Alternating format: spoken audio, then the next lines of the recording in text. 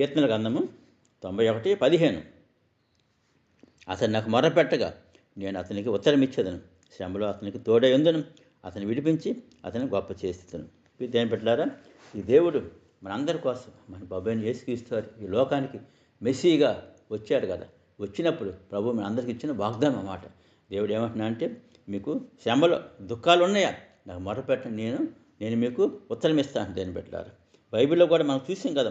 మనం ఏం చేయాలంటే మన వాట్ యు షుడ్ డూ అంటే, మహోన్నతులైన చాటును మనం నివసించాలా, సర్వశక్తిని నీడను విశ్రమించాలి.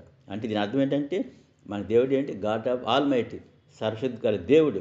ఎల్ షదయ్ అంటారు హెబ్రూలో. ఎల్ షదయ్ అంటే సర్వశక్తి గల దేవుడు, గాడ్ ఆఫ్ ఆల్ మైటీ.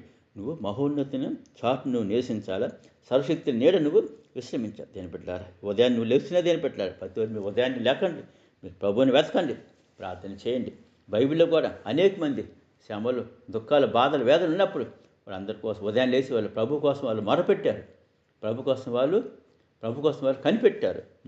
దానియేలు ప్రార్థన, మోషే, దావీదు, హన్న, అనేక మంది వాళ్ళు ప్రభు కోసం వాళ్ళు వెతికారు. మార్నింగ్ లేచి ప్రభుని వెతికారు. దాని పెట్టారా, మీరు కూడా ఈ రోజుల్లో ఎటువంటి దుఃఖాలతో ఉన్నావు, నువ్వు ఎటువంటి కన్నీటితో ఉన్నావు, శ్రమల్లో ఉన్నావు, నీ ఆరోగ్యం బాగలేదా, నీ అప్పుల బాధలు ఎక్కువైపోయినా, నీకు ఉద్యోగం కావాలా, ఎటువంటి బాధల్లో, శ్రమలో, దుఃఖాలు ఉన్నవా, ఎటువంటి కోరికలతో ఉన్నావు, దాన్ని పెట్టారా. దేవుడు ఇచ్చే వాగ్దానం ఏంటంటే, మీరు శ్రమలు ఉన్నాయా మీకు, నాకు కాల్మి అంటున్నాడు, అవి ఆన్సర్ అంటున్నాడు. అంటే దాని ఉదాహరణ అంటే, నా గురించి మీరు ఉదయం లేగవంకి మన ప్రభువైన యేసుక్రీస్తు ఉదయాన్ని పొద్దున్న లేచి నువ్వు ఆయన చెంతకు రండి, ఆయన సన్నిధికి వచ్చి దేవునికి మీరు మొరపెట్టండి.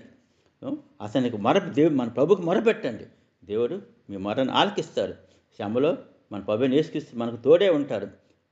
దేవుడు మన శ్రమల్ని ఆయన విడిపించి, మనం విడిపించి మనకి గొప్ప దీవెన దయచేస్తాడు. దేవుడు మన ప్రభువైన యేసుక్రీస్తు ఈ వాగ్దానం మీ జీవితం నెరవేర్చిన గాక. Amen. God bless you all.